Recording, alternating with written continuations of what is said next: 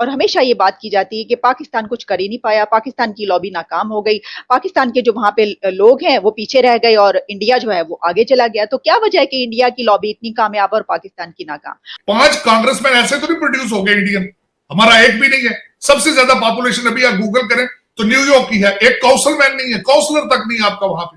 हमारा कोई नहीं, क्योंकि हम सिर्फ डॉलर कमाते हैं, डॉलर, हमारी बात डॉलर से शुरू होती है, डॉलर पे खत्म हो जाती है। पाकिस्तानियत पे मुझसे आज तक किसी ने पूछा भाई अतार साहब आप क्यों इतने दुखी हो? मैं कहता हूं यार मेरी मादरे मिल्लत के कपड़े फाड़ दिए इन्होंने यार, मैं दुखी ना हो तो और क्या करूं मुझे। और आज के नहीं है, मैं जितनी सारी जिंदगी हिस्ट्री पढ़ता रहूं शर्मिंदा से शर्मिंदा तरीन होता रहूं सारी। वो मोदी साहब तो अगले भगवान है उनके, वो तो स्टैचूज भी बनेंगे।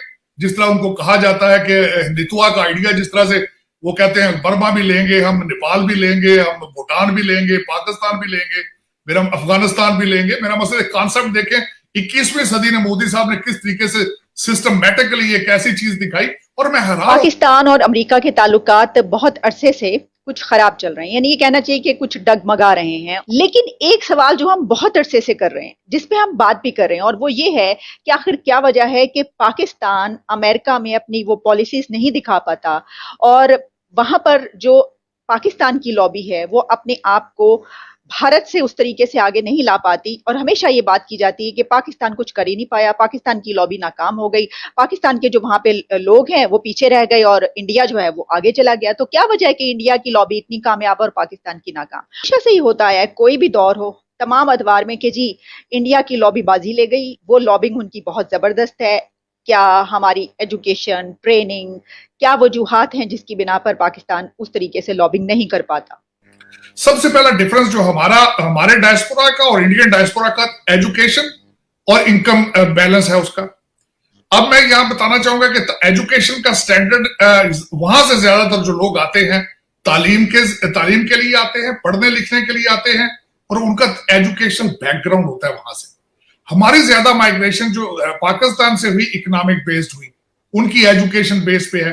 एक तो वहां पे हमसे वो बाजी ले जाते हैं, उनका उसी लिहाज से जिस तरह कंप्यूटर का उन्होंने यहाँ पे बहुत ज्यादा सॉफ्टवेयर का दूसरा काम किया यहाँ पे, और इंडिया में भी इस वक्त भी उस रीजन में कंप्यूटर सॉफ्टवेयर एक्सपोर्ट में India is one of the biggest player.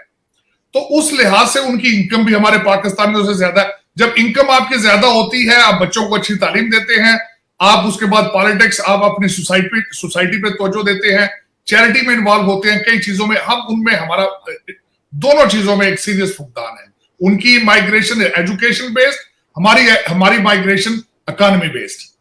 अब उसके बाद मैं बताना चाहूंगा कि इस वक्त डॉक्टर जो हमारे आए काफी, आजकल भी डॉक्टर आ रहे हैं, उनका यहाँ पे सोशल लाइफ के अंदर उनका कंट्रीब्यूशन ऑलमोस्ट जीरो। एक तो उसकी वजह यह है कि मैं डॉक्टर्स और मैकेनिक्स में काफी फर्क समझता हूं। मैकेनिक गाड़ियां फिक्स करता है, वो बॉडीज को फिक्स करते हैं, सोशल इश्यूज के साथ उनका कोई जोड़ नहीं, उनका आपस में कनेक्ट नहीं होता।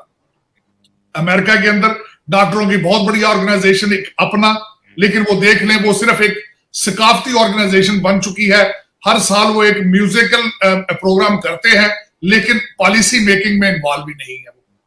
वो इकट्ठे होते हैं और ये देखते हैं कि बच्चों को अपने बच्चों को कैरिबियन से डॉक्टरी किस तरह करानी है या बच्चों के रिश्ते कराने हैं, लेकिन और उसके अंदर अपने इंतशार बन चुके हैं, ग्रुपिंग हो चुकी है। जीरो पॉलिसी इन्फ्लुएंस है इस वक्त डॉक्टर्स का, और अमेरिका के अंदर सबसे बड़ी ऑर्गेनाइजेशन इज कॉल्ड अपना। मुझे जो इस वक्त समझ आ रही है कि इसमें आप पाकिस्तान और इंडिया की जो लॉबिंग है, दोनों मुल्कों के गो के खमीर एक ही मिट्टी से, एक ही सरजमीन से, रंग नस्ल, मतलब देखिए ना, सिर्फ जुबान भी इतनी मिलती जुलती, सिर्फ ये कि अकायद का फर्क, मजहब का फर्क, बाकी तो इसके बावजूद क्या जमहूरियत के वहां पे बहुत स्ट्रॉन्ग डेमोक्रेसी, पाकिस्तान में जमहूरियत का जो हाल रहा, और एजुकेशन को कहा जाता है कि वहां का एजुकेशन सिस्टम बहुत बहुत जबरदस्त है, और पाकिस्तान के एजुकेशन सिस्टम को आप जानते हैं कैसा रहा। आप समझते हैं कि ये दो सबसे ज्यादा ऐसे स्ट्रॉन्ग पॉइंट्स हैं जिनकी बिना पर ऐसा होता है?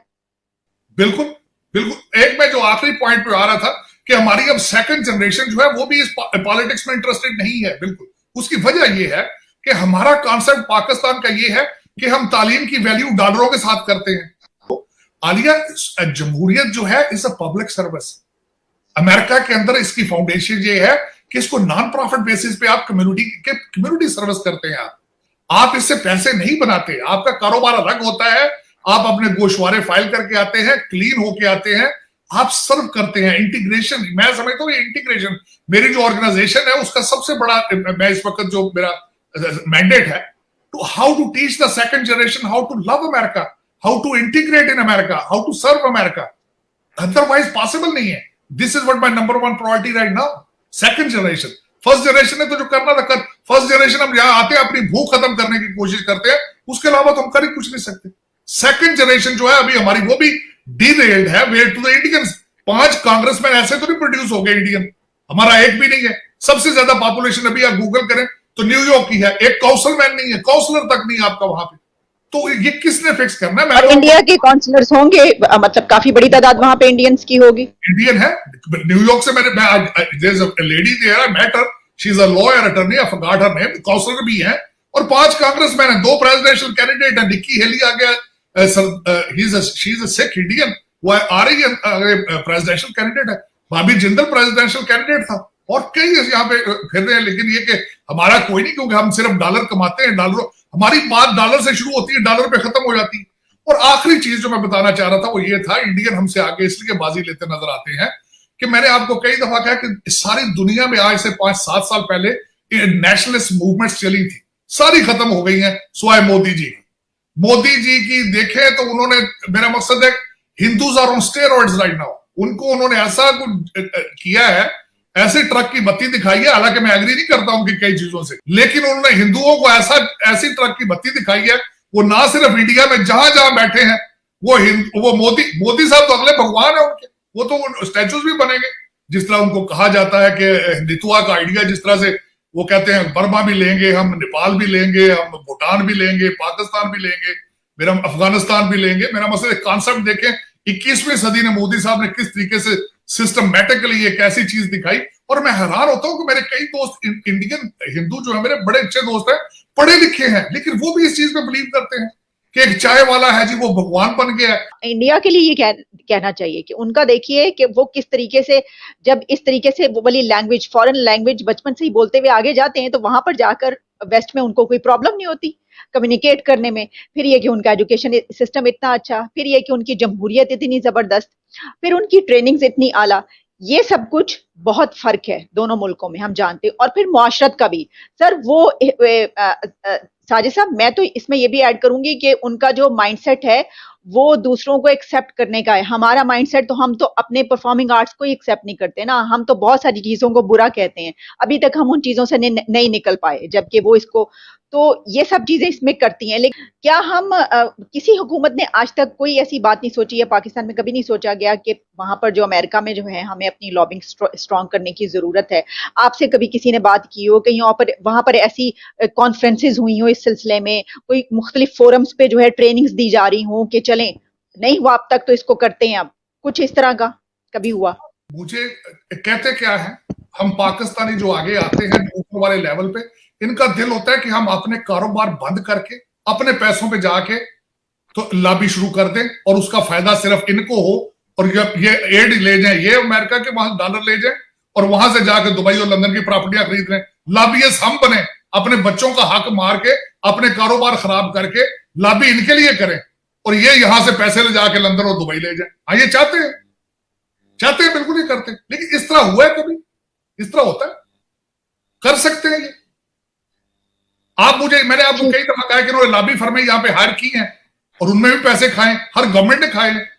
बात दरअसल खत्म कहां पे होती है आलिया? बात खत्म होती है नेशनलिज्म पे, पाकिस्तानियत पे। मुझसे आज तक किसी ने पूछा, भाई अतार साहब आप क्यों इतने दुखी हो? मैं कहता हूं यार, मेरी मादरे मिल्लत के कपड़े फाड़ दिए इन्होंने यार, मैं दुखी ना हो तो और क्या करूं? मुझे, और आज के नहीं है, मैं जितनी सारी जिंदगी हिस्ट्री पढ़ता रहूं, शर्मिंदा से शर्मिंदा तरीन होता रहा सारी जिंदगी। 73 साल की 1947 से शुरू हो गई थी ये गेम सारी, और उसमें मुझे अभी तक कोई रिलीफ नजर नहीं आ रही। मेरा दुख इस बात का है कि उसमें रिलीफ नजर नहीं। मुझे रिलीफ जिस दिन नजर आई, मैं शायद खुद चला जाऊं पाकिस्तान, मैं खुद जाके अपनी मादरे मिल्लत को सर्व करूं। लेकिन यह कि मुझे कोई रिलीफ नजर नहीं आती। पाकिस्तान को खाया जा रहा है, और एक मजे की बात यह है कि खाने के लिए अलायंस बन चुका है, इत्तेहाद कर लिया गया है एस्टेब्लिशमेंट ने और सियासतदानों ने। जिंदगी में एक यहां पे असूल देखा है, क्योंकि मैं पॉलिटिकल वर्कर हूं, करप्शन मिलके होती है, अकेला ना सियासतदान कर सकता है, ना अकेला ब्यूरोक्रेट कर सकता है, ना एस्टेब्लिशमेंट, ये मिलके करते हैं।